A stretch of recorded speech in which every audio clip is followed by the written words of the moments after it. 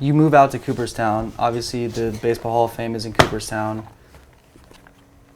What kind of privileges do you get because of your relationships that you built with the Hall of Fame and all the resources that they have available? Yeah, so that was a really big part of my development, because when I started, I was really a novice at baseball gloves, and I really felt like I was taking a student approach to, like, I need to learn about gloves. I need to learn about the history of gloves and study it. And so there's no better place to do that than the Baseball Hall of Fame with their collection, and see the evolution from the early fingerless gloves and just see that progression, that evolution to present day gloves. And I think that's the best way to project to the future, is to kind of have that study in my background.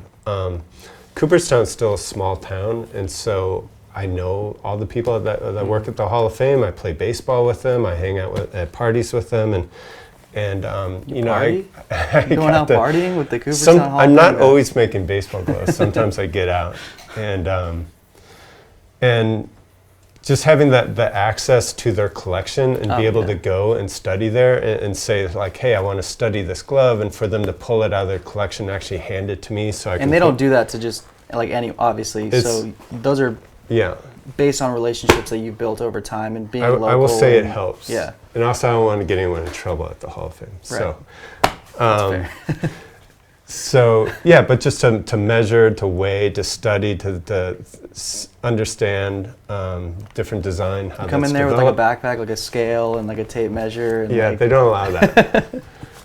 They don't allow that. So, but it was a great resource, and I think it's similar to how like a tech startup company might move near a university because they want to tap into the brain trust that's there and the intellectual property that's there. I felt the same way when I moved to Cooperstown, that I wanted to tap into this as a resource and think about, study the past to think about the future. So, you know, I developed some ideas of what the future of baseball gloves would be, and I worked towards getting ahead of that and winning that race towards that. When you're looking at all these different gloves that they have available there, was there one in particular that was just like, from a design perspective, they were like, okay, this misses every like functional... Yeah, there's a lot of gloves like that. Okay. So first, it's hard to imagine back in like 1950s how simple the gloves were. You were like 20 then, weren't you? I'm old, but I'm not that old. But that was the best catching device that they could come up with at the time. It's incredible, and you really had to get square up to the ball, get in front of it, and use two hands to kind of be a really good cap fielder. the ball in there. You had to be really good, and but you couldn't make the lateral plays. You couldn't shoot left or right and make a one-handed grab. So it's amazing just how the design of gloves has changed the game. And that's one thing you really learn at the Baseball Hall of Fame, looking at the old gloves.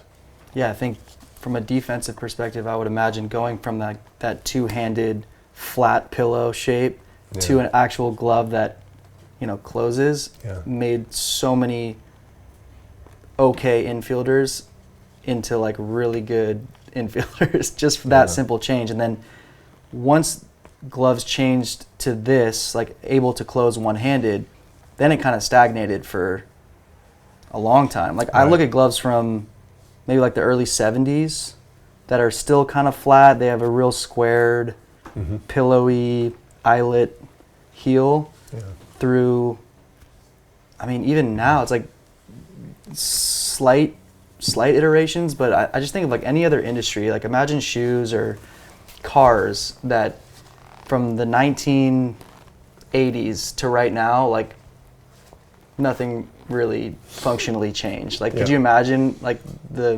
market or the consumer would be like, they would never be willing to accept that little of change in that industry. I mean, even within baseball itself, you look at bats, you know, moving from wood with just into certain wood species, into aluminum, into composites, into, you know, two pieces and single alloys versus composite handles with metal. You know, you see a lot more science, innovation, technology in that space, but still gloves, Right. not much. Right. So I've wondered about that specifically, and what I've come up with is just the finances behind it. Like usually, a lot of baseball glove brands aren't pumping money into research and development of baseball gloves. It's you know, people like to think baseball is a lot about traditions and carrying those traditions,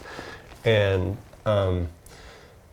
with like the footwear industry, people are buying several pairs of shoes every year. Mm-hmm. And so there's a lot more money turning around that they can pump some of that money back in research and development, stand out in the market based on performance of new technology that they're pumping into footwear. With baseball gloves, you know, people are sometimes buying one glove for a lifetime. They're not cycling through it. There's less money. And it's in a sport that's all about tradition. Mm-hmm. So a lot of the bigger brands, they're really not pumping a lot of money. They're not motivated, I think, to really push new technology or research and development. So, because there is sort of this mindset, especially in gloves, where, you know, your dad buys you your first glove and this is going to be your glove for the next years, whereas no other product is really like that. You know, I mean, yeah. That's sort of an interesting thing. And I wonder if it has a lot to do with the one-size-fits-all component of a glove, because you can use the same glove because it's the biggest hand size, that you can use it from when you're, you know, 12 years old all the way through high school. Even though you're growing, you're using a bigger shoe size, you're going to use a heavier, bigger bat, but your glove is the same one from when you were 12. Right. And that goes back to, like, companies are not